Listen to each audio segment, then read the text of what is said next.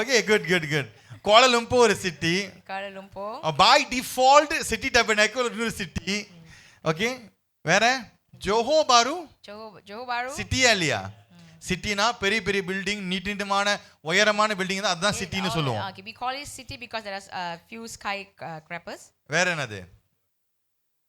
Penang, Penang அது ஒரு city. is also a city. ஆமாவா இல்லையா? நீங்க நினைக்கலாம் இந்த நவீன காலத்துல இப்போ இருக்கிற காலத்துல தான் சிட்டிஸ்லாம் வந்திருக்குன்னு. You may think that city exists because of this modern time, Bible காலத்திலே வந்துருச்சு but it has already existed in the time of the இந்த Bible. இங்க பேசப்படுகிற பட்டணமானது இதோட பட்டணத்தோட பேரு Babylon. Now the city that has been spoken here is called Babylon. இந்த Babylon பட்டணத்தார் வந்து ஆண்டவர் சொல்றாரு, நீங்க இப்ப சிறை பிடித்து உங்களை கொண்டு போயிட்டாங்க உங்களை அடிமையா. God is telling this to the people of Israel, you have been taken into exile. Okay, அடிமையா உங்களை எடுத்துட்டே போயிட்டாங்க, உங்க நாட்டை கூட்டிட்டே போயிட்டாங்க. They have taken you as slave out from your nation. இந்த ஜனங்களை பார்த்து, அதாவது அடிமையா இருக்கிற ஜனங்களை பார்த்து ஆண்டவர் சொல்றாரு, God is speaking this to the Jewish people. பட்டணத்தோட சமாதானத்தை தேடு. God says, seek the peace or welfare of the city. நான் உன்னை கொண்டு போகிற பட்டணத்தின் சமாதானத்தை தேடு. Seek the welfare of the city. அந்த சமாதானத்தில் நீ சமாதானத்தை பெற்றுக்கொள்வாய். And for in this welfare you will find your own welfare. கவனிங்க, இந்த ஜனங்க நினைப்பாங்க, The people might thought this. என் சொந்த நாட்டை விட்டு வேற நாட்டுக்கு நான் அடிமையா வந்திருக்கேன். I have left my own nation and gone into another nation. நாங்க ஆராதிக்கிற ஆண்டவர் இந்த பட்டணத்துல ஆராதிக்கிறது இல்ல. The God that we worship are not being worshipped in this city. என்னுடைய பட்டணத்தில் என்னுடைய நாட்டில் இருந்த ஆலயத்தை உடைச்சு போட்டாங்க. The temple in my own nation was damaged. ஆனாலும் ஆண்டவர் என்ன சொல்றாரு, இந்த பட்டணத்துடைய சமாதானத்தை தேடு. But the Lord said, seek the welfare of the city. சமாதானம், அதாவது இங்க வெல்ஃபேர், ஆங்கிலத்துல வெல்ஃபேர் போட்டுருக்கு, ஆனா in English it is mentioned as welfare. நீங்க எபிரேய மொழியில பாத்தீங்கன்னா அங்க எங்கெல்லாம் வெல்ஃபேர் வருதோ அதோட அர்த்தம், அதோட வார்த்தையுடைய இன்னொரு அர்த்தம்னா shalom. Now wherever you see the word welfare in English word, but in the Hebrew word it is called as Shalom. Babylon என்று சொல்லும் பொழுது of course பைபிள் வந்து அது பட்டணத்தை பத்தி படிக்கிறோம். Yes, when we say Babylon in the Bible it is about a city. நம்ம வாழ்க்கையில பாபிலோன் இருக்கு. There are also Babylons in our life. ஒத்துக்கிறீங்களா? Will you acknowledge it? பாபிலோன்னா அது ஒரு கண்டிஷன், அது வந்து ஒரு நிலைமை.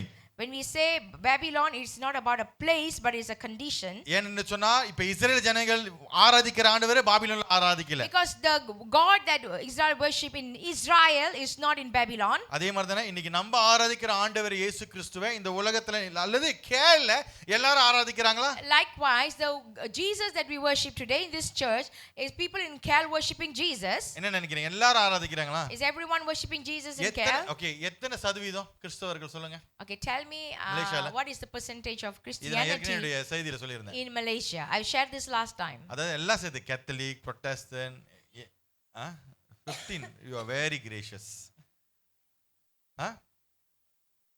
நான் ரொம்ப ஓகே சரி நானே சொல்றேன். 9%, அதாவது ஹோல் மலேசியா சபா சாராவா சேர்த்து Including Sabah and Sarawak, 9% தான் கிறிஸ்தவர். the percentage of Christianity in Malaysia is 9%. அப்ப 91 ஆட்கள் ஆண்டவரை ஆராதிக்காதவர்கள். Which means there are 91 people who doesn't worship Jesus. Babylon தானே? Don't you think we are living in இருங்க, Babylon? நான் கெட்டதா பேசல, நம்ம நாட்டை பத்தி. பாபிலோன் தானே? But don't you think we are living in Babylon? நம்மக்குள்ள இருக்கிற வேல்யூ அவங்களுக்குள்ள இருக்குமா, எதிர்பார்க்க முடியுமா? Can we expect the value that we possess we can find in them? என்ன நினைக்கிறீங்க? இப்ப நீங்க பொய் சொல்ல மாட்டீங்க, திருட மாட்டீங்க, ஏமாத்த மாட்டீங்க, லஞ்சம் வாங்க மாட்டீங்க, இதே நீங்க அவங்கள்ட்ட சொல்ல முடியுமா? Let's say you don't lie, you don't steal, and you won't take bribe. Will you expect the same values in the about this? I mean, about from these people of the city? நம்மளுடைய தேசத்துல உங்களுக்கு பதில் தெரிஞ்சிருக்கும். நம்ம கிறிஸ்தவர்கள் மைனாரிட்டியா மெஜாரிட்டியா? You might know this. The Christians are the minority or the majority in this nation. என்ன நினைக்கிறீங்க? மைனாரிட்டியா மெஜாரிட்டியா? We are minorities. எத்தனை பேர் ஜெபிக்க, ஆண்டவரே எதுக்கு என்னை இந்த நாட்டுல கொண்டு வந்து போட்டீங்க? I don't know how many of us are praying, why Lord you have put me in என்னை this அமெரிக்கால nation? போட்டுட்டீங்கன்னா அது கிறிஸ்த நாடு. If you have sent me to America, then that is a Christian பிரிட்டன்ல nation. போட்டீங்கன்னா அது கிறிஸ்த Or நாடு. if you send me to Britain, it is a Christian nation. ஒருத்தர் இப்படி சொன்னாரு, இந்த Someone said உலகத்துல this. கிறிஸ்த நாடுன்னு ஒண்ணு இல்லையா? He said there is no Christian nation in this world. இல்ல, எல்லா உலகமே தேவனுடையது. The whole world belong to God. ஒண்ணே ஆண்டவரை அறிஞ்சிருக்கணும், இல்லனா ஆண்டவர் அறியாம இருக்கணும். Some either they know God and some they wouldn't know him. So நம்ம வந்து இப்படி ஜெபிக்க கூடாது, ஆண்டவரே இந்த தீய இடத்திலிருந்து என்னை விலக்கும், அப்படி ஜெபிக்காம. So we shouldn't pray, Lord, remove me from this evil place. Trust me, ஆண்டவர் உங்களை விலக்கவே மாட்டாரு. God would not try remove எப்படி you. ஆண்டவர் இஸ்ரவேல் பாபிலோனுக்கு எடுத்துட்டு போயிட்டு அங்க ஒரு சமாதானம் தேடுன்னு சொன்னாரு. Like how God sent the Israelites to Babylon and asked them to look for peace there.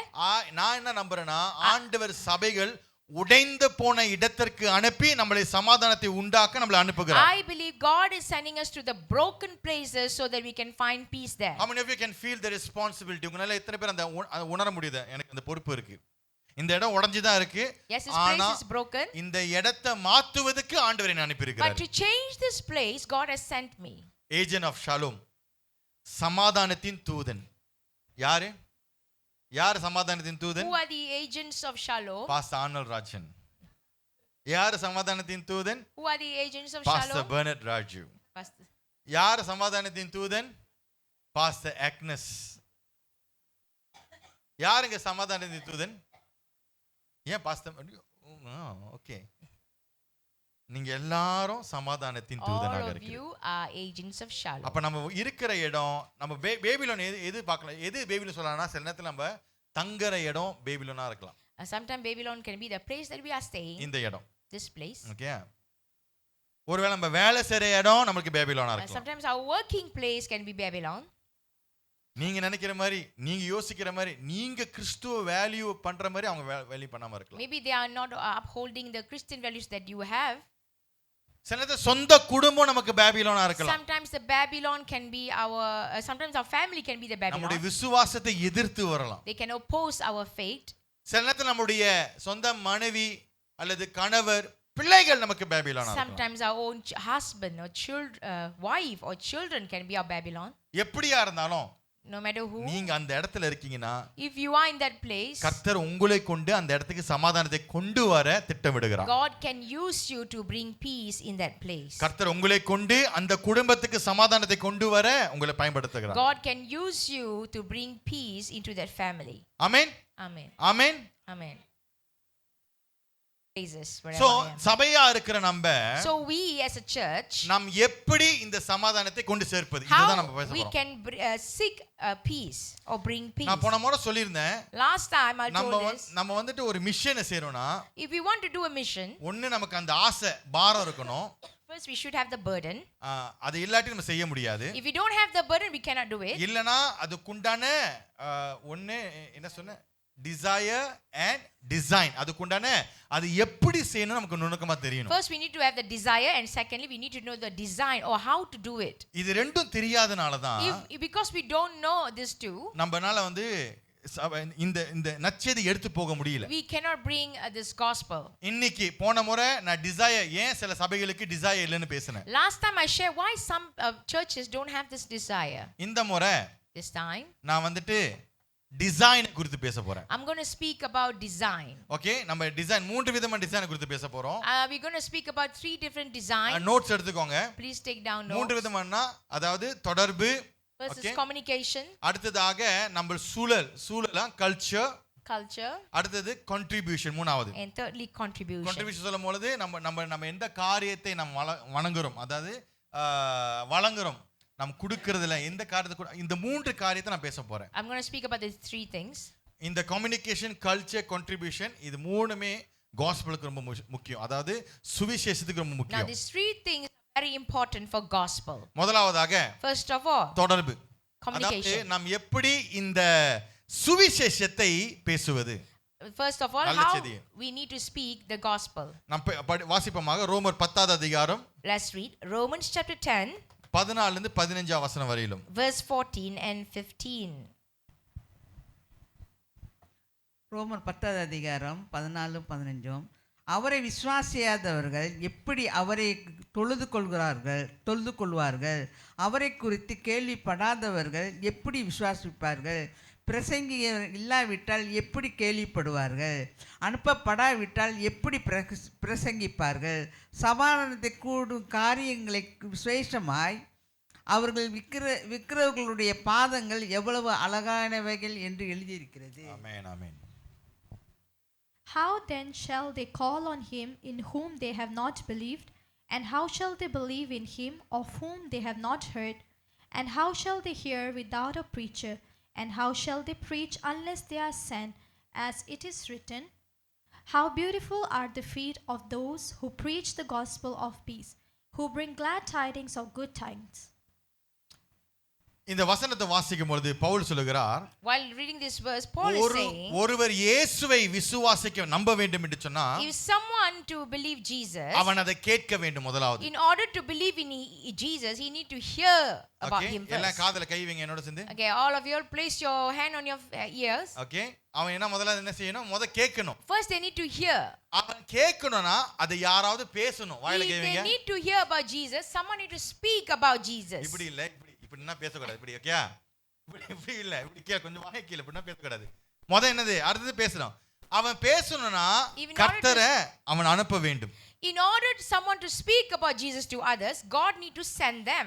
Okay, இப்போ இதுல இந்த ஃப்ளோ தெரியுதா பவுல் பேசுறது? Can you see the flow of what Paul is saying? ஆண்டவர் ஏற்கனவே பாஸ்டர் சொன்ன ஒரு காரியம் தான். Something that Pastor Arnold have shared. ஆண்டவரே அவரை தொடுங்க, ஆண்டவரே அவரை தொடுங்க, ஆண்டவரே அவரை தொடுனா ஆண்டவர் தொட்டுக்கிட்டு தான் இருப்பாரு. If we are going to pray, Lord touch them, the Lord is going to touch them. ஆனா நம்ம என்ன செய்யணும்? But what we need ஆண்டவரே to do, எனக்கு ஞானத்தை கொடுத்து அவங்க இடத்துல நான் பேசுவதற்கு எனக்கு பலப்படுத்துங்க. Lord give me the wisdom for me to speak to them. அதாவது நீங்க வேலை செய்யற இடத்துல, in your working place, உங்களுடைய பள்ளிக்கூடத்துல, in your school, உங்க நண்பர்கள் மத்தியில, among your friends, உங்க குடும்பத்து மத்தியில கர்த்தர் ஒரு சமாதான தூதனா அனுப்பி இருக்கிறார். among your family, God has sent you as an agent of shalom. ஒரு சமாதான தூதனாக இருக்க நீங்க பேசாமே இருக்க முடியாது. And as an agent of shalom, you cannot be in silence. நம்ம என்ன செய்யணும்? பவுல் சொல்றார், பேசணும் அவங்கள்ட்ட. Paul said we need to speak to நம்ம them. பேசுறது அவங்க கேட்கணும். And they need to hear what we are speaking. அவங்க கேட்டாதான் If they இயேசு hear, மேல அவங்களுக்கு ஏதாவது நம்பிக்கை வரும். they will believe in Jesus. எத்தனை பேர் வந்து உங்க சொந்தக்கார மத்தியில உங்க நண்பர்கிட்ட இயேசு பத்தி பேசியிருக்கீங்க? How many of you have shared about Jesus to your relatives? After this, இதுக்கு அப்புறம் நீங்க பேசணும் சொல்லி நான் ஜெபிக்கிறேன். I pray that after this you need to start to speak to நீங்க them. பேசும்பொழுது, நீ பேசும்பொழுது அவங்க எங்க ஏத்துக்கிட்டாங்க? அவங்க ஏத்துக்காமலே, அதாவது அவங்க ஒரு மாதிரியா நடந்து போயிட்டாங்க. போன வாரம் பாஸ்டர் சந்தனா கேட்டாங்க போல, நீங்க மெசேஜ் அனுப்பும்போது யார் சொன்னது இந்த மாதிரி என்னது வாட்ஸ் ராங் வித் யூ அப்படின்னு? பிரிசிலா நீங்க வந்திருக்கீங்களா? Now last week Pastor Santana said in Friday prayer meeting that you need to send a message to someone saying that Jesus loves you or something. என்னது? இயேசு உன்னை நேசிக்கிறார். Saying that Jesus loves you. என்ன கரெக்டான response வந்துச்சு Priscilla உங்களுக்கு? Priscilla, tell exactly what is the response that you received?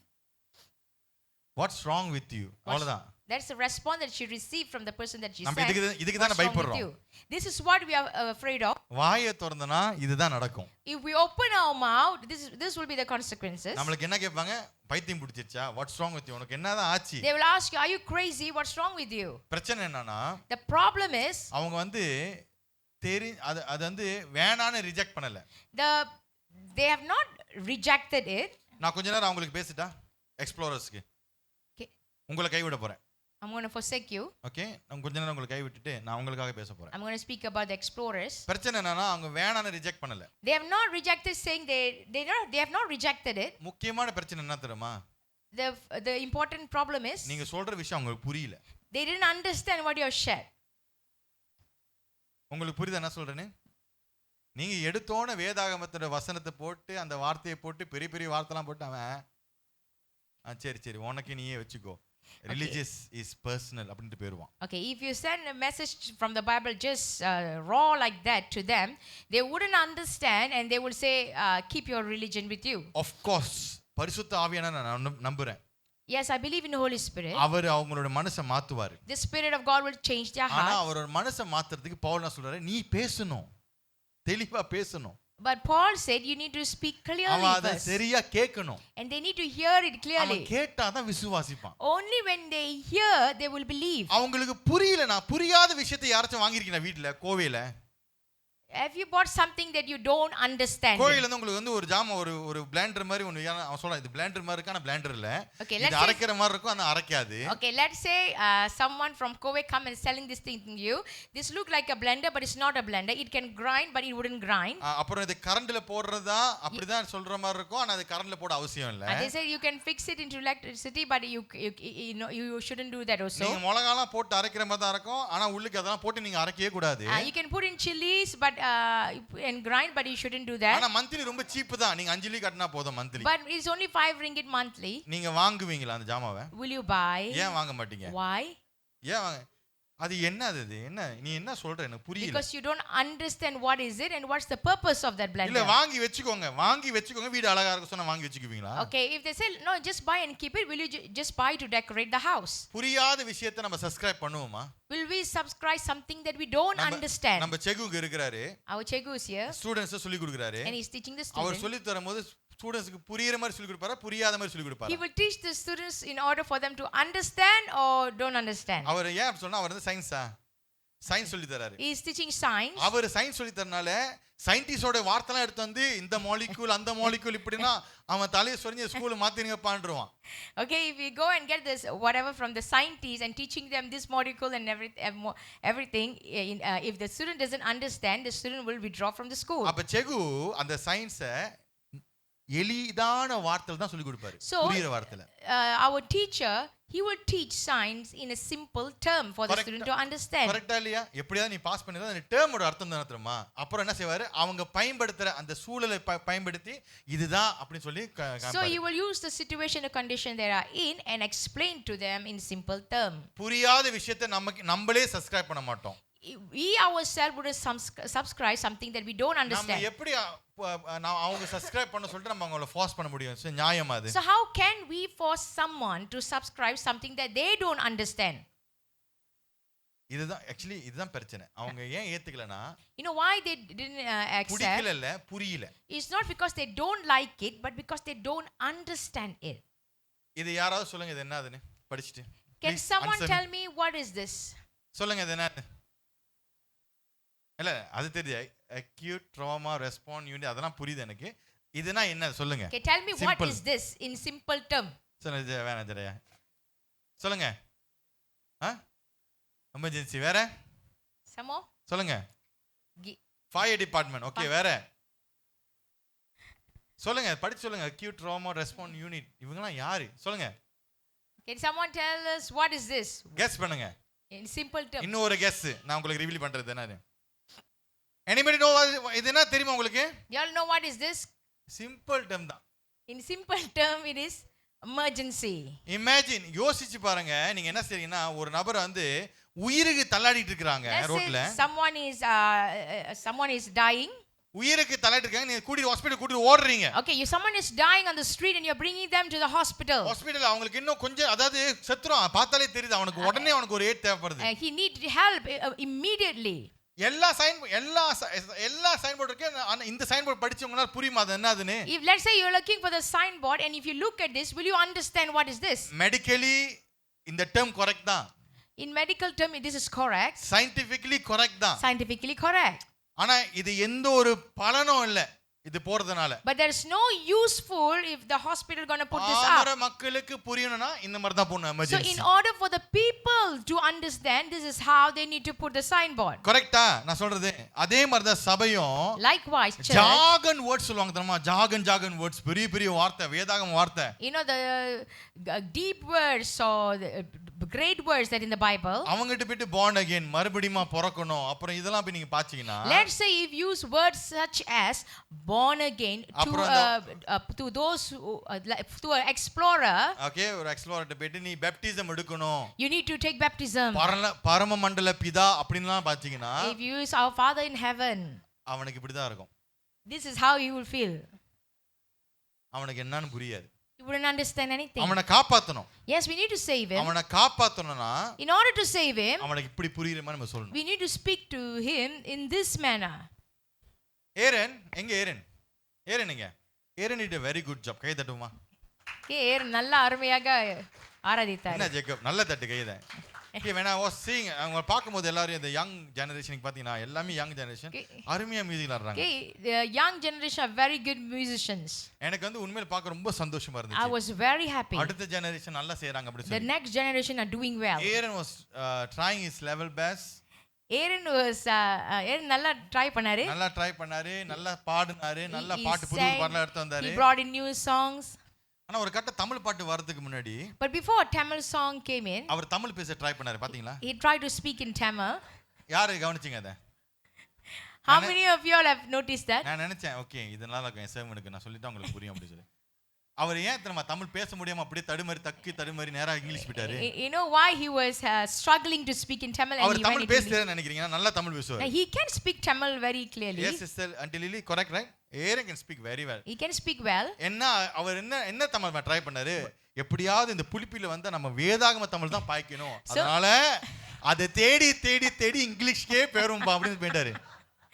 So he tried to use the Tamil that where the pulpit users will use, but he couldn't do it, so he went to English. நம்ம சிலர் அப்படிதானே ஏன் ஜெபம் பண்ண பயப்படுறோம் முன்னுக்கு வந்து? So some of us are like that. Why are we afraid to come forward and speak, pray in Tamil? Even pray பண்ணதுக்கு ஏன் Even பயப்படுறோம்னா? to pray, why? இல்ல இங்க இருந்து ப்ரே பண்ணா நான் சொந்த என்னோட பாஷை எனக்கு புரியுறமா நான் ப்ரே பண்ணுவேன். If I stay in my place, I can pray in the manner that I understand. அங்க முன்னுக்கு போனா நான் வந்து பரண்ட மண்டல இருக்கிற பிதாவே அப்பா பிதாவே ஸ்தோத்திரம் அது வந்து வேற லெவல்.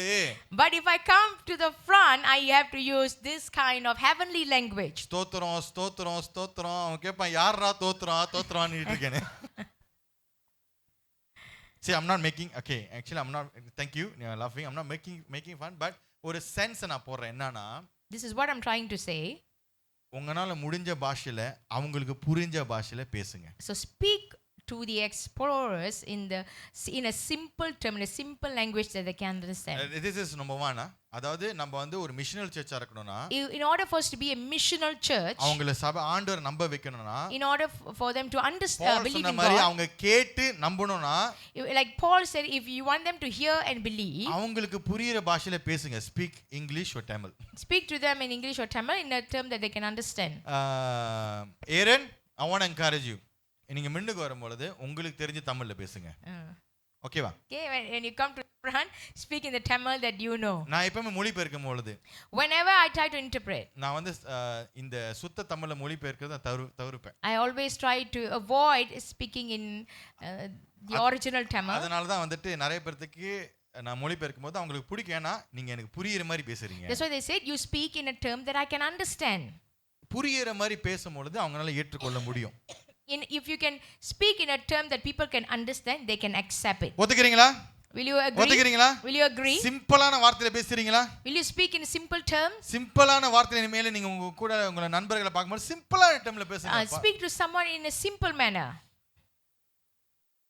பாஸ்டர் ஆனந்த் மகாதேவன் இவர் வந்து from நியூ சிட்டி சர்ச் டெல்லில இருக்கிறவர். Okay, this Pastor Anand Mahadevan is from New Delhi Church. இவர் யாருன்னா சவுத் ஈஸ்ட் ஏசியாவோட சிட்டி டு சிட்டியோட training director. He is a training director for the Southeast Asia. நான் இந்த 4 வருஷமா இவர் கூட டிராவல் பண்ணிட்டு இருக்கேன். I've been traveling with him for this past 4 years. இவர் சொன்ன ஒரு வார்த்தை வந்து எனக்கு ரொம்ப பிடிச்சிருந்தது. I like the quote that he shared. அவர் சொன்னாரு நான் பேசி அவன் என்னோட சேர்ந்து நான் இது ஒன்று ஒத்துக்கே மாட்டேன் சொல்லிட்டு போனா எனக்கு ரொம்ப சந்தோஷம். ஏன்னா எனக்கு என்ன தெரியும்னா அவனுக்கு புரிஞ்சிருச்சு. He said it is better for the listener to disagree because I know that he already understand, that is why he could disagree. அல்லது நான் பேசி அவன் புரியாம போறது எனக்கு பெரிய மன கஷ்டமா இருக்கும். But I'll be disappointed if I speak to someone and my listener walk away without understanding. அழகா சொன்னா it is better for the listener to disagree than to walk away without understanding. நீங்க பேசுகிற ஒவ்வொரு நபர்கிட்டயும் அவங்க டிஸ்அக்ரி பண்ணாங்கன்னா there is a seed that has been sown. அவங்க வாழ்க்கையில ஒரு with விதைக்கப்பட்டிருக்கு. Now if you speak to someone and if they are disagreeing with you, that means they have understand something and a seed has been sown. So இல்ல நீங்க பேசி அவன் எல்லாத்துக்கும் புரியுது yes I know அப்படியே சொன்னானா தெரிஞ்சுக்கோங்க அவனுக்கு ஒண்ணும் புரிய மாட்டுது. And if someone respond like this, which means they don't understand anything. நம்ம என்ன நினைப்போம் அது பாரு ஒண்ணுமே மண்டையில ஏற மாட்டேது. We might think, hey, this person does not understand anything. ஆனா நான் என்ன புரிஞ்சிட்டு தெரியுமா? You know what I've understood? என் வாயில வர வார்த்தை தான் அவனுக்கு புரிய மாட்டேது. The word that come out from my mouth is not புரியுற understandable. மாதிரி நம்ம கம்யூனிகேட் We பண்ணணும். need to communicate in a way that they can understand. So ஆதலால் இன்றைக்கு நாம் புரிகிற மாதிரி நல்ல செய்தியை சொல்றோமா? Are we speaking to be understood? அல்லது நான் பார்க்கிறதுக்கு ஒரு பரிசுத்தோனா காணப்பட வேண்டும், அதனால இப்படிப்பட்ட வார்த்தை நான் பாய்க்கணும்? Or do we speak languages so that we may sound so spiritual? நாம் பேசுகிற வார்த்தையா தான் அவனுக்கு ஒரு பாலத்தை நாம் பில்ட் பண்றோமா? The words that we use, is it building bridges? அல்லது மதிலை வால் நாம் பேசணும்னே அப்பா ஒண்ணுமே புரிய மாட்டேது, இவன் ஒரு பெரிய சயின்டிஸ்ட் பா சொல்லிட்டு அவன் ஓடிறானா? Or are we building walls that people will never come back to us? கடைசி கேள்வி ஒரு முக்கியமான கேள்வி, எல்லாம் கேளுங்க. Now this is a very important question. Okay, நல்லா கேளுங்க. இந்த கேள்விக்கு நீங்க பதில் சொல்ல வேணாம், You don't யோசிங்க, யோசிப்போம். இப்ப நம்ம ஆராதித்து கொண்டிருக்கிற இந்த நேரத்துல This time while we are worshiping, ஒரு எக்ஸ்ப்ளோரர்னா யாருன்னா போன மாசம் வரேன்னு சொல்றேன். எக்ஸ்ப்ளோரர்னா ஆண்டவர் அறியாதவங்க, நம்ம அப்படி கூப்பிடுற பதிலா அவங்களை எக்ஸ்ப்ளோரர் தேடிட்டு இருக்காங்க சொல்லி நம்ம கூப்பிடுறோம். Let's say someone who doesn't know God, they walk in, instead of calling them a non-believer or non-Christian, we are calling them as explorer. அவன் நடந்து போகும்போது கீழ மியூசிக் சத்தம் பாட சத்தம் கேட்டு ஆஹா எவ்வளவு அழகான குரல், ஏறனோட குரல். Let's say this explorer, they're walking down there and they hear some music going on up here, and they come up மேலே here. போய் பாப்பா தான் நடக்க சொல்லிட்டு மேலே ஏறி வராங்க. And let's say they came here. அவங்க வந்தாங்கன்னா And let's say they walk in. நம்ம பாடுற பாட்டு, the songs that we are நம்ம singing, பிரசங்கிக்கிற பிரசங்கம், the sermons that we share, நம்ம செய்யற ஒவ்வொரு காரியம் அவங்களுக்கு புரியுமா? will they understand everything that we are doing? புரிஞ்சா இது missional church. If they understand, this is a missional church. புரியாட்டி If they don't understand, இது நாலு செவுத்துக்குள்ள இருக்கிற ஒரு சபை. this is a church between four walls. Inside four walls. என்னோட கூட இருக்கீங்களா? Are you all with me? இப்ப நான் சொன்னது உங்களுக்கு புரிஞ்சுச்சா? Do you understand what I just இவ்வளவு shared? பேசுற நீ சொல்றதே புரிய மாட்டேதுடா.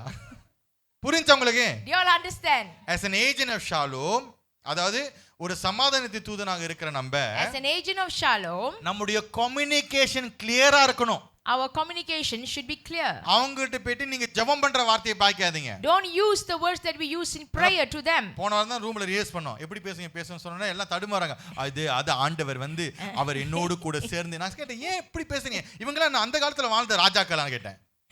Last week we had a rehearsal at the back room, and then we speak in using a very deep Tamil. So we asked, why are you speaking this Tamil? Are we speaking to royals? நான் சொன்ன நார்மலான பாஷையில பேச சொல்லும்போது தான் எல்லாருக்கும் ஃப்ளூவெண்டா பேச ஆரம்பிக்கிறாங்க. When I told them speak in a simple term, then only we could speak fluently. அடுத்தது Next,